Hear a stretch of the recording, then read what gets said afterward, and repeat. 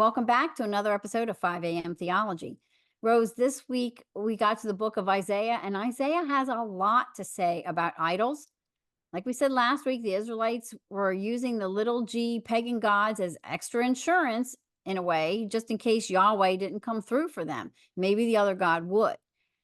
I was struck in Isaiah this week when I read Isaiah 46 about the weight of those wood and metal idols.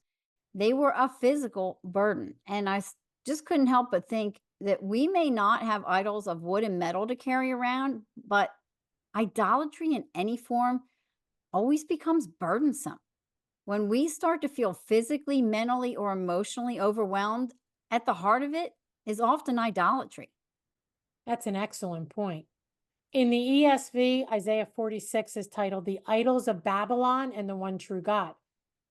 Through the prophet Isaiah, God telling Israel, who are in captivity in Babylon, that the Babylonian gods, little g, are about to be brought down. And here's the beginning of the passage. Bel bows down, Nebo stoops. Their idols are beasts and livestock. These things you carry are borne as burdens on weary beasts.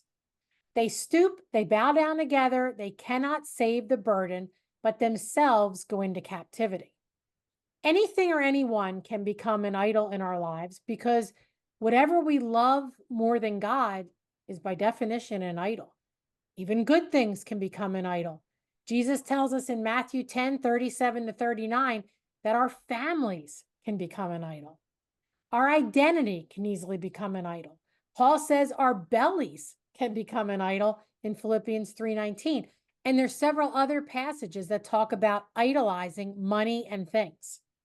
Anytime we place our hope in anything other than God, we're worshiping an idol.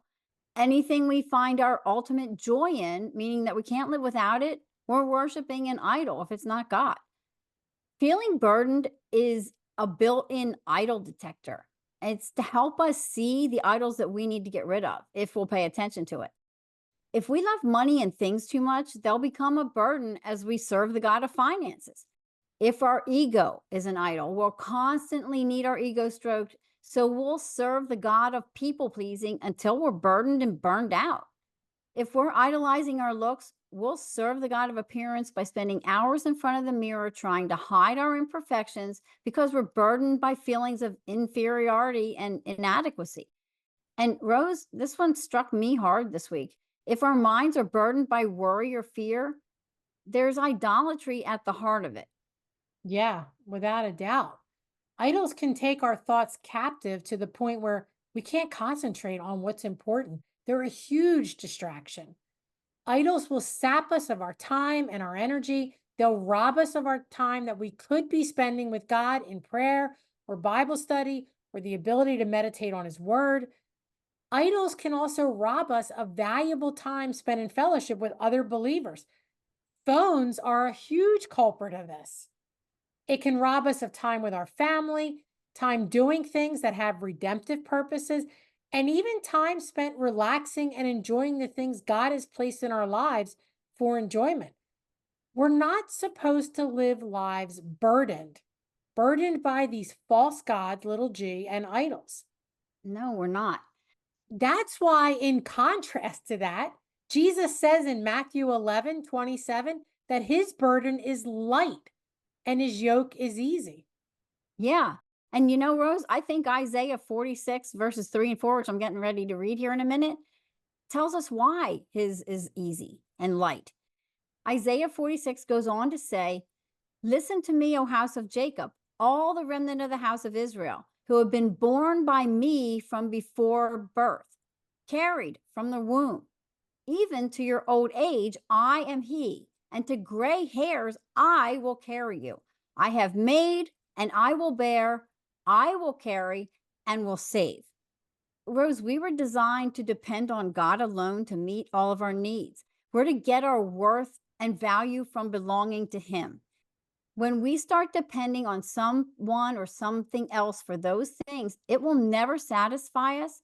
Those gods are as worthless as those wooden and metal idols of the Old Testament, and their weight can be just as overwhelming.